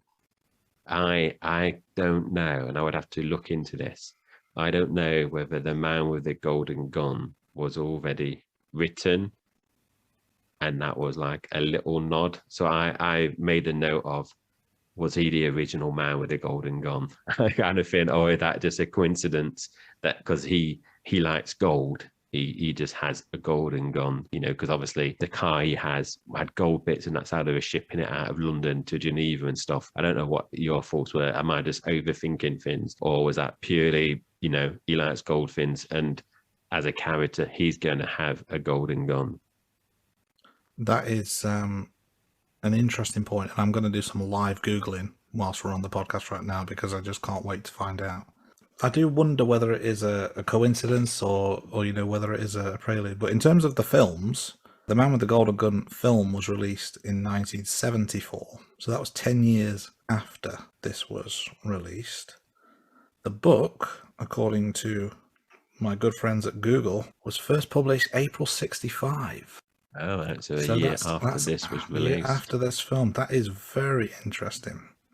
Shall we wrap things up? We're getting pretty close to the end of the film now. So next thing to talk about is the fight scene between Bond and Oddjob. My favourite scene of the film. I think it was a great way to finish the Oddjob character off. But there was, you know, a noticeable stuntman at times, which has been a bit of a bugbear of mine in the previous films as well, where, you know, there's been little to no effort to hide the fact that it's not actually Connery doing the fight scenes. But also in terms of the main problem with the plan is there's the bomb itself that's going to, you know, turn the gold into a radioactive mess. It's diffused when the timer is on 007, which is, you know, a nice coincidence, as it were, in terms of how the ending of that appears. But the timer itself is way too fast. I noticed this at a couple of points where they kept kind of flicking from timer to things that were happening in the scene, and then it'd go back to the timer, and it had only gone down by, you know, a couple of beats or whatever. So at one point I started counting down in my head, like I think it was at about 30 something, and I started counting down at the same speed as the timer, and I got to 0 way before the bomb was diffused. So a bit of a continuity issue there in terms of the timing of the bomb and when the timer stops on 007. And then the last thing in terms of how Bond finally managed to overcome Oddjob is there's an electric cable that's come loose and there's sparks flying, so clearly there's danger ahead. Oddjob goes for his trademark hat throw. Bond ducks it and the hat gets stuck in some metal railing, so when Oddjob goes to retrieve the hat, Bond gets the loose wire, puts it onto the metal, electrocutes Oddjob. That's game over for him, and he ends with his line that he blew a fuse. So, you know, a nice little Bond quip to put the cherry on top of that particular cake. Yeah, I mean, I didn't count it down, but yeah, there seemed to be a lot, especially with the Oddjob fight. There seemed to be too much compared to how much was left on the timer. I like that it was diffused on 007, but I also like that Bond was thinking about, which wire shall I basically pull out, and then someone basically does it for him. I thought that was quite good. And I'm sure, I don't know if it happens in Bond films, but do you know I know this is the first time it happens, but do you recall any other films where the timer is on 007? That just seems like it's happened in other films, and I don't know if it happens in other films in this franchise or if it happens in non-James Bond films as a nod to James Bond. It just seems like 007 on the timer has appeared in other films. But yeah, I like the quip in terms of blew a fuse. It is an intense fight. I agree in terms of the stuntman. It is obvious, like we picked out in the other two films for Connery. It is a good ending. Has it appeared before, afterwards in 007 and Timer, or is it other film? I don't recall it anywhere else, but it wouldn't surprise me if it did appear in other films as well. Yeah, I think it's probably like a little nod. We can, if anyone knows, any listeners, just message us and, we can have a look. And if we obviously, when we do each of the weekly episodes, come across the timer again, obviously we can mention that. So that's all done and dusted. Goldfinger obviously escapes. It turns out he's actually wearing I don't know if it's a colonel, captain, I don't want to know what military rank he's wearing, but he's wearing an American uniform. So he obviously escapes and he's taken Pussy Galore hostage. What I did notice, Andy, and it's another question, this film just prompts more questions from me. Would a parachute appear on the radar? So, Leiter, we've obviously had the fight scene in the airplane. Goldfinger gets sucked out the window, and then Leiter and the military people are like around the radar back on the base, and they can see the plane descending really quickly. And then you saw like a glimpse of another dot, which obviously turns out to be a parachute. Do you know, what did you think? Because when I saw that happen, I was like, really, a parachute appears on the radar? I just thought, I didn't think that was correct. I don't know what you thought about that. It feels like it shouldn't be possible, but I wouldn't like to bet any money on that. But it feels wrong. My gut tells me that wouldn't happen. And also, there's just a recurring theme, isn't there, in the three films that we've had that all end very similar, where there's either a search party, a rescue team, but it's always Bond and then a gal left on their own. But he pulls her down, doesn't he? And then he pulls like the parachute over them. So it'd be interesting to see this, because I know it happens in other films, but I can't remember if it happens in every film, that kind of ending. But we've had it in these three films that we've rewatched so far in the podcast. Is there anything else, Andy, before we kind of move on to the other areas that we're kind of monitoring? Like you said, we're 3 for 3 now in terms of the very final scene. Is that Bond gets the lady at the end, a happy ending, so to speak. And then we, roll credits. And what I'm looking out for, and I looked out for this in the first two, and it appeared in From Russia with Love, but not Dr. No, is the line, James Bond will return. This, I don't know if it's just a wording thing, but it was James Bond will be back in Thunderball. So I don't know if they'd necessarily landed on consistent wording at this point, or whether it's just my memory kind of over-romanticizing the James Bond will return line. But that just took me a little bit by surprise, the fact that they'd changed that phrase, easy for me to say, so James Bond will be back rather than will return. But he will be back in Thunderball, is what they alluded to. So they already know the name of film number 4. Yeah, because I think you picked out when we watched From Russia with Love, it says we'll return in Goldfinger, doesn't it? Actually, it specifically says. Okay, so that's all the film done now in terms of our comments, kind of research points, facts, opinions, more questions from me. Now we move on to our regular feature, which is one-liners or quotes. Andy, I think I've started the last few. Do you want to kind of kick us off? You don't have to do any kind of accents. I won't be doing any kind of accents. I don't want to offend any international listeners with my terrible attempts at accents, but a lot of these we've kind of alluded to earlier as well. So there's the iconic, you expect me to talk? No, Mr. Bond, I expect you to die. Probably the most famous line of this film and many Bond films. Yeah, I agree. And then obviously I've mentioned this one earlier. This is the interaction between Bond and Pussy Galore. So Pussy Galore goes, my name is Pussy Galore. And Bond goes, I must be dreaming. Another one I think is very memorable in terms of the whole franchise. Yeah, and another one, and I believe this will be the first time these words are uttered, but Bond, when ordering a drink, a martini, shaken, not stirred. Yeah, I think it is the first time he's actually said that. We've obviously mentioned about when he's had martinis in the past. But yeah, this is definitely the first time he's uttered those words. This is another one between Bond and Pussy Galore. So this is where Bond is talking to Pussy Galore when they're with Oddjob. So James Bond goes, manners, Oddjob. I thought you always took your hat off to a lady. He kills little girls like you, he says to Pussy Galore. And then Pussy Galore goes, little boys too. I totally butchered that quote, so apologies to any listeners that look forward to this segment of our podcast. I think we got the gist where you're going with that. final quote I wanted to touch on, and this is a kind of a little indicator in terms of the relationship between Bond and Q, when he's talking through about the car and James Bond says, "Eject a seat, you must be joking." And Q just responds deadpan with, "I never joke about my work, 007. Yeah, I like that one.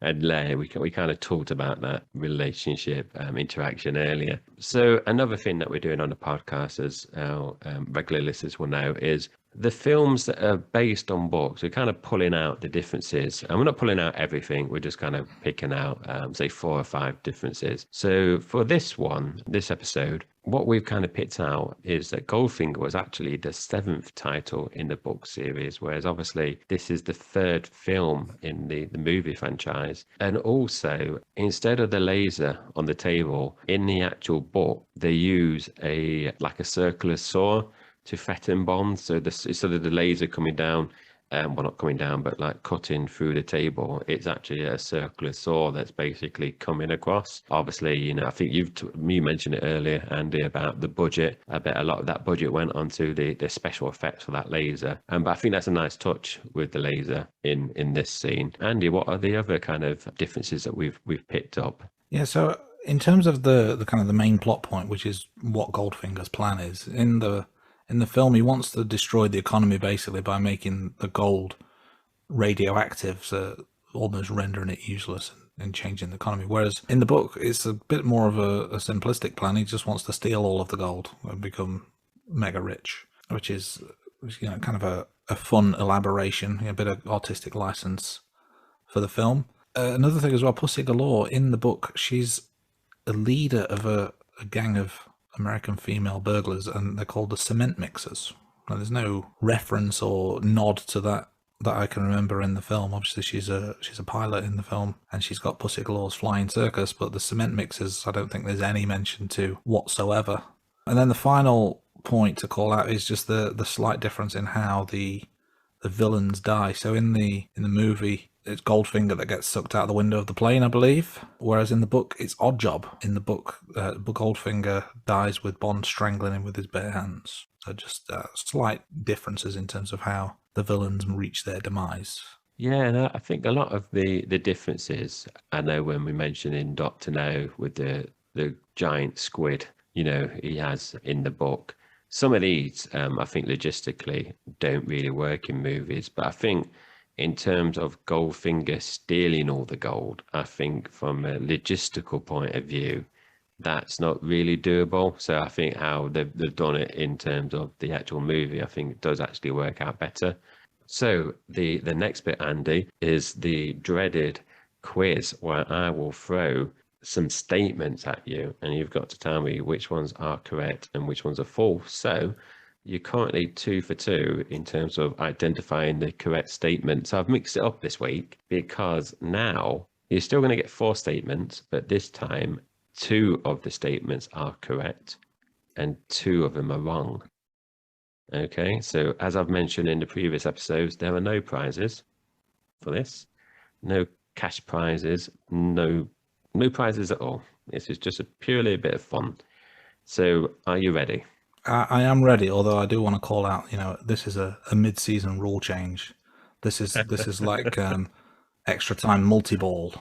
I know. I'm just thinking you're 2 for 2, and apart from throwing in the silly little one about my granddad, you seem to be identifying them quite easily. So I thought if I put in 2 statements that are true and 2 that are false, it might make it a bit harder. We'll see. If you get it really easy, I just revert to 1 statement is correct. So are you ready? I am ready. Let's do this. So again, you can either say it's false and correct after each one, or wait for me to say all 4 and then tell me. So here goes. The first statement. This was the first Bond movie that Sean Connery wore a toupee. Do you want me to say the second statement, or do you want to answer that one? Let's carry on for now. Okay. The second statement. Ian Fleming died shortly after the film released. The third statement. Gert Frober used to be a member of the Nazi Party. So he obviously to the listeners, just in case you forgot, he was the actor who played Goldfinger. And the last statement, my granddad was visiting Geneva when Bond was being filmed. So which ones, there's two statements, so you can tell me either the two statements are correct, or tell me which ones are false, or just go through A to D. Entirely up to you. So I think the first two statements are the most plausible, i.e. Connery wearing a toupee and Fleming dying shortly after this film. I can't recall when Fleming died. I don't remember looking that up, but it feels like that's possible. Gertfro being a Nazi feels a little bit out of place, I think, and I'm not sure if that would have had a negative impact on his film career. And I'm sorry, Grandad, I don't believe a word you say these days. Your statements are always false. So I'm gonna say the first two are true and the second two are false. That's my answer. Okay. So this was the first Bond movie that Sean Connery wore a toupee. Is indeed correct. So well done, Andy. The second one, Ian Fleming died shortly after the film's released, is incorrect. He died just before the film was released. So he never actually got to see the film when it was released, which is obviously sad. Gert Frober used to be a member of the Nazi Party, is correct. But apparently people did find out about this and it did cause a bit of an uproar. But apparently he used his position in the Nazi Party to help Jews escape from the war. So it was turned around to a kind of a good story. And yes, false, my granddad wasn't visiting Geneva when Bond was being filmed. But a side note, he did used to work in Geneva. Oh, there we go. So we're getting closer to the truth. Yes, Grandad. we are. Yeah. One of these days, he will tell the truth about something. Of course, I'm blaming your granddad for this, whereas clearly you that's spreading these lies and rumors about him. So yes, so the 100% record does go, but I did mix it up for this week. So I don't know if people prefer the one statement to be correct or not. Happy to revise that. I just wanted to make it a bit harder, Andy. I didn't like you getting everything right. So I did mix it up. The man is taking it, trying to hold me down again, isn't he? Taking it to me. This is how supervillains are born, when they get ground down so much that they just rise from the ashes as organizations like Spectre. You can start calling me Andrew Blofeld from now on if this continues. Have you got a white cat sat on our lap at the moment? No, I do have a white dog who sometimes joins me on Zoom meetings at work. So maybe that can be my my modern spin on the Blofeld character. Okay, so that's the quiz over and done with. So the ratings and rankings now. So this is the section that we go through where me and Andy have ranked the various aspects of the movies. So the first few bits that we're going to cover, we're not ranking, we're just monitoring them. So as Andy mentioned at the beginning of the podcast, Goldfinger is the shortest movie of the three that we've seen, only by 4 minutes. So From Russia With Love was 4 minutes longer and Dr. No was 1 minute longer.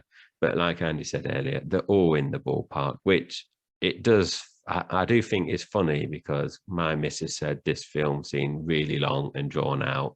But it's, as I pointed out to her afterwards, it's actually the shortest. But then she just felt it was boring. So from her point of view, it did seem drawn out and long. We've also mentioned the kill count. So I just go over the scores again. Goldfinger, 9 kills, James Bond kills.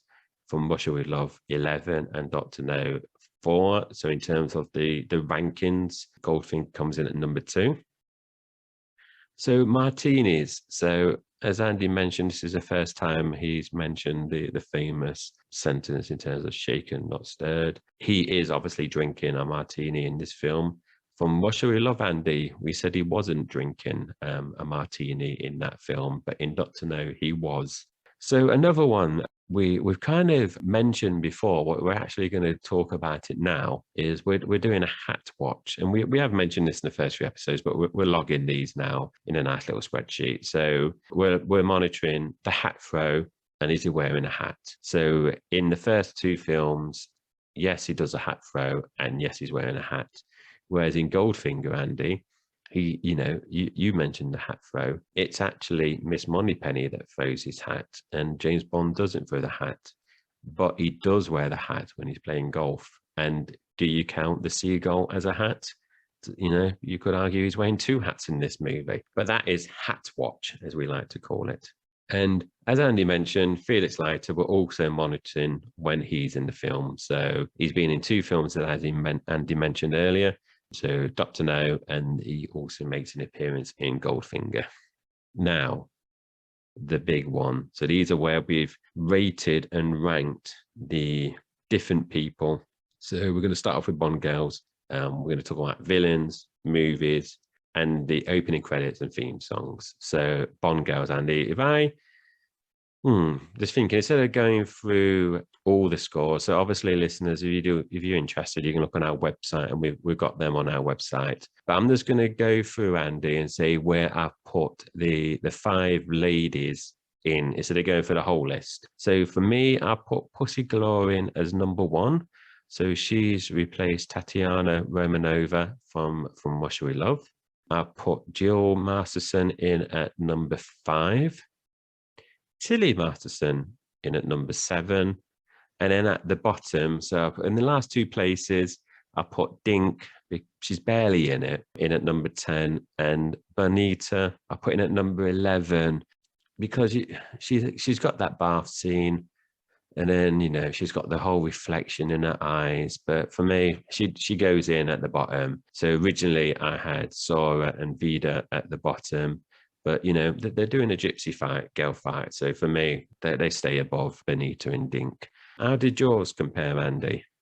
See, this is where we start to go on very different paths now. So I've still got Tatiana as my number 1 Bond girl so far. I think she, as much as, Pussy Galore was a great role played brilliantly by Honor Blackman, Tatiana just edges it for me overall so far. I've also got Jill Masterson at 5. But then I've in 6, 7, and 8, I've got Bonita, Dink, then Tilly. So all the Goldfinger girls go to that kind of mid-table bracket. I've got Tilly as the last of the 5, for no other reason that just she was annoying to me. Like I couldn't put my finger on what it was, but I found her quite irritating. She was an aggressive driver. Maybe that's it, but that's certainly irritated me. And Bonita and Dink, very small parts that they had, but I much more enjoyed their presence on screen than I did Tilly's, which means that puts all the Goldfinger girls above Miss Taro, Zora, and Vida. So we have a very different looking league table on my side of the equation than we do for you. Yeah, it is very different. When I'm looking at them side by side, Goldfinger, like you said, they're all in 8 or above. And for me, the reason why I put Pussy Galore in as number 1 is I think she's more independent. She obviously runs her own business in terms of the Pussy Galore pilots.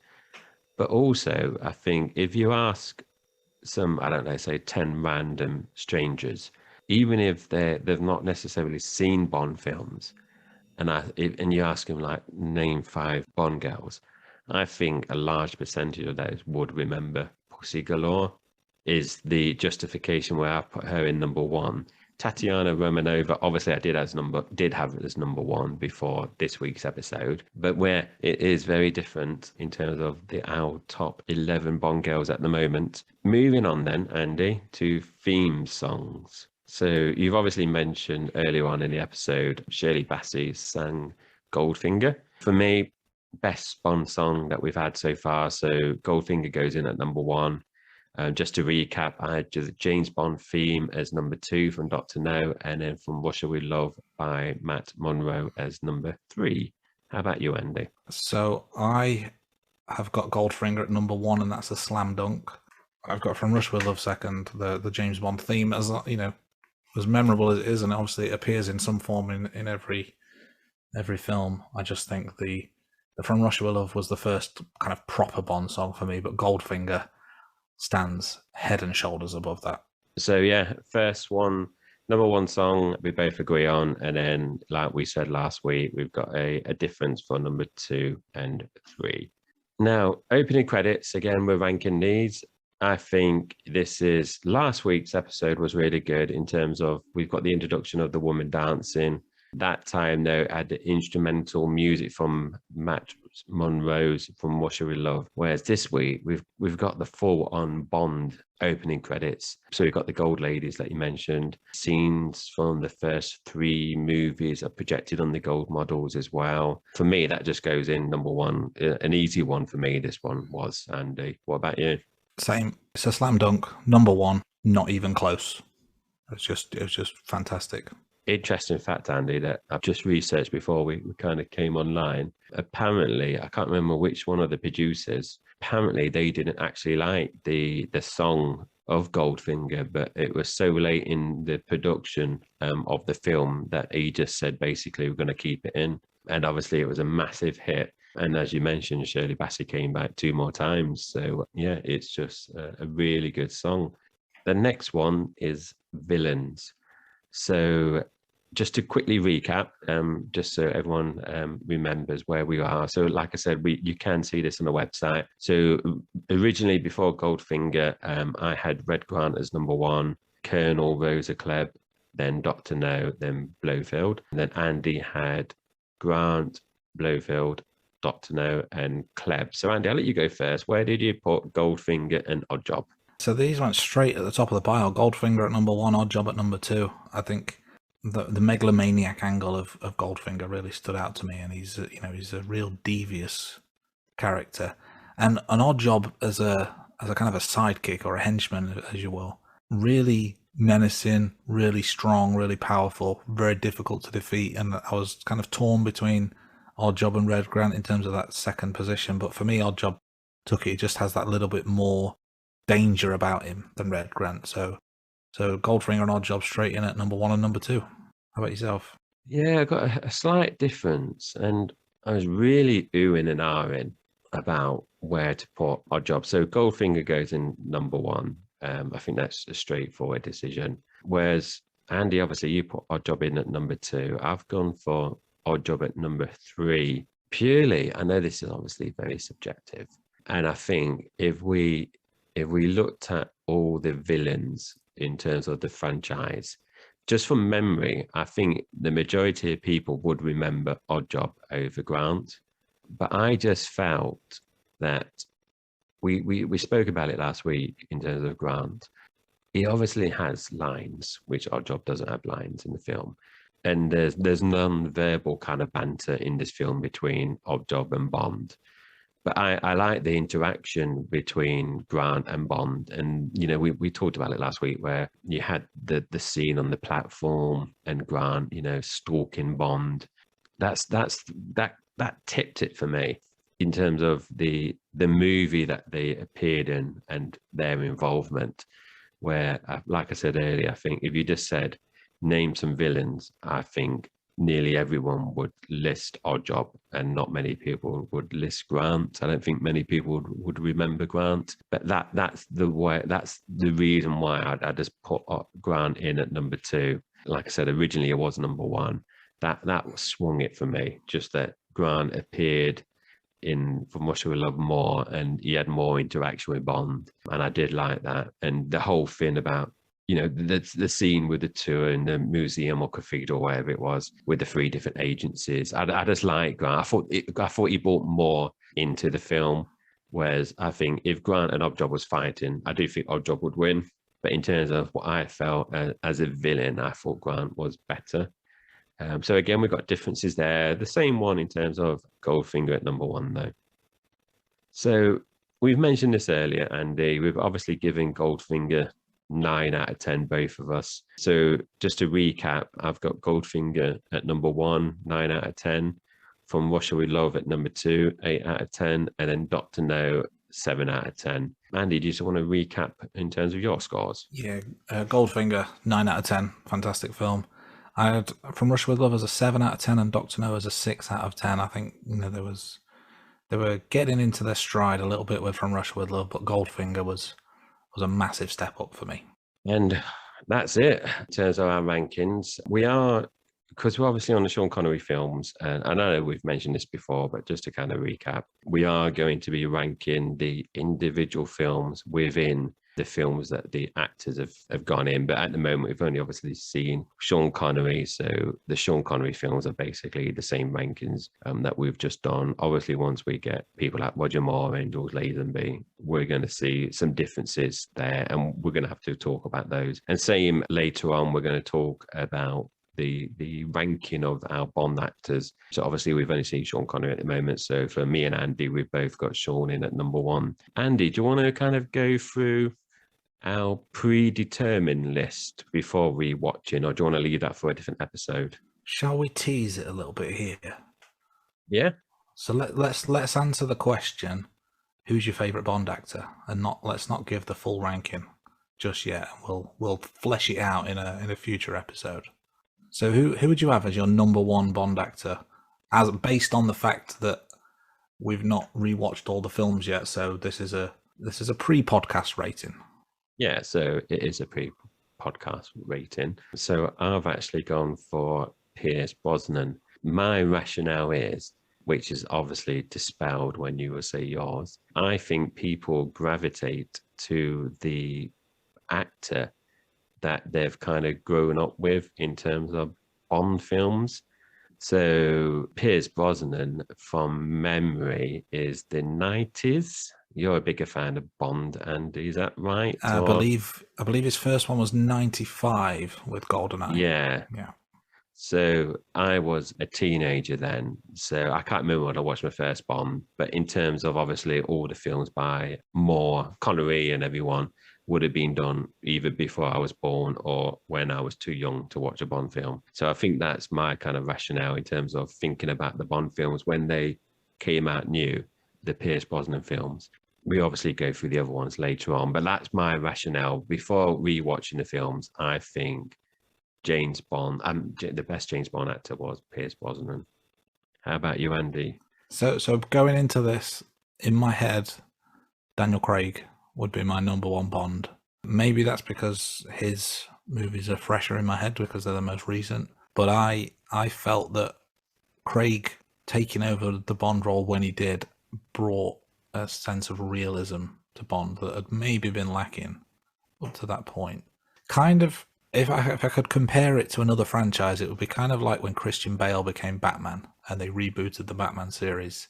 When they rebooted Bond, it gave it a real kick up the arse, for lack of a better term, and really kind of took it to that next level in the same way that Christian Bale took Batman to the next level when he took over that role. So that's kind of how I compare it. And yeah, Craig for me, just with that kind of grittiness, that realism, kind of stole the crown for me up till now. You know, whether he retains that crown come the end of this podcast, I guess, is to be determined. But that's my mindset going in, is that you can't beat Craig. It's obviously you mentioned Daniel Craig last week. I can't remember if we discussed that on a podcast or post-podcast. If I'm being honest, I've watched the Daniel Craig films except for the last Bond film, but I don't think I've rewatched them that many times. I think I've probably only watched them less than 5 times, whereas, you know, Pierce Brosnan films, Sean Connery, Roger Moore, I've easily watched closer to 10 times. But I totally agree in terms of, you know, Bond being rebooted. I like what you've used in terms of Christian Bale there and the Batman. They did kind of go off towards the end of the Pierce Brosnan's reign. And I think, I can't remember we mentioned this in the first episode, they did become a bit silly. But I think the Daniel Craig films, and I don't know if this is true or not, but I think it was influenced by how gritty Jason Bourne movies are in terms of how they kind of relaunched Bond. But yeah, that's obviously interesting. But I think it's a common theme, Andy, that we have different views and rankings and ratings for this, and that's what obviously makes it is subjective, and it's interesting to see now. If any of the listeners, feel free to contact us. And in terms of our rankings, our ratings, I think people will have their favorite actors, and I'd be interesting to see if your score for Daniel Craig films are higher, or if it's just Daniel Craig that you like more opposed to the films, if that makes sense. Yeah. Whereas, I dislike a certain actor in terms of how they portrayed Bond, but the films that they appeared in are actually quite good. That could be a good discussion point for next week. And rather than give out the Yeah. whole rankings, let's maybe Yeah. next week talk about who are the worst Bond actors. But you're absolutely right. Bad Bond doesn't necessarily mean bad film, and good Bond doesn't necessarily mean good film. So Yeah. how we match the two together will be very interesting. And it'd be good to kind of almost fantasy book, like what would happen if Sean Connery was in Casino Royale, or if Pierce Brosnan was in Thunderball, or Timothy Dalton was in Goldfinger. What might those films look like and feel like, and how would we remember them? Would we even remember them to this day? It's I guess we'll never know the answer, but it's good to kind of think about these potential dream scenarios. No, I agree. And different actors play things in a different way as well. So we can talk about it in another episode, but I'm just thinking there's one particular actor that I think of that's played Bond completely different to any of the other actors as well. So yeah, like for example, could you put Daniel Craig in Goldfinger, for example, and still like it? Or would that basically convert your 9 out of 10 to a 10 out of 10? Or could you put Daniel Craig in a film that a Bond film that you dislike now, which we haven't talked about, and would that move it up a few notches? Or could you pick an actor that you dislike and pull it in one of the Daniel Craig films that you like, and would that bring it down? It'd be interesting to see, like you said, a bit of a fantasy thing in terms of how would that actually change the score or not? I feel like there's a spin-off series called Bond Swap, a bit like Wife Swap, where the Bond Swap films. But we'll maybe pitch that to powers that be another time. Shall we wrap up at this point now, because we've been talking long enough, and we need to go and watch another Bond film soon. So for the listeners out there, film number 4 is 1965's Thunderball.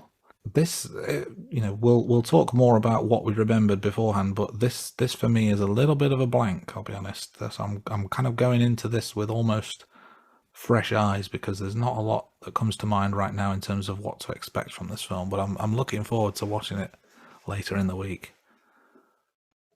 Yeah, me too. And based on our scores, both giving 9 out of 10s for Goldfingers, Goldfinger, it doesn't give us much room, does it, in terms of going above it? We only got one score above that in terms of getting a 10 out of 10 for me. Is it just downwards now until we get a true 10 out of 10, or are we still going to maintain a high, position? It'd be interesting to see. All this so far, the 3 Sean Connery films, I think, have all been very good. That's reflected in our scores. But as a franchise, I think you'd be hard pressed to find 3 good films that kick off a franchise. Really, there's no damp squids there, is there? No films that have kind of killed off a franchise even before it started. You've seen films out there before that are based on books where they've released a film and it's bombed and they've never made any of the other books. Whereas this, it's just gone upwards, hasn't it? And like we said at the beginning, this one definitely felt like it really kind of kicked on. You're right. I think the bar has definitely been set very high. You could say the gold bar has been set very, very high. That's very good. Well done. And that's where anyone who was listening will now switch off, because I've taken it too far. Not as good as last week's closing statement, but very good. I don't rehearse these, just I think they can tell we don't. I get a bit delirious towards the end and just spout a lot of nonsense. Okay, yeah, so that's it now. Like Andy said, until next week, where we're covering episode 4, Thunderball. So thank you for listening, and we shall see you next week. Well, that's this week's episode done. We hope you enjoyed it. Special thanks to the band Sugar Tongue for the theme tune to The Rating Room. You can find them on all the usual social media channels, and be sure to check out their song The System, available now on Spotify. You can find and message us on Twitter, Facebook, TikTok, and Instagram by searching The Rating Room. You'll find all our social media links on our website, theratingroom.com, and subscribe to our YouTube channel. Or feel free to drop us an email at theratingroom@gmail.com. Goodbye, thanks for listening, and we'll see you next week, right here on The Rating Room.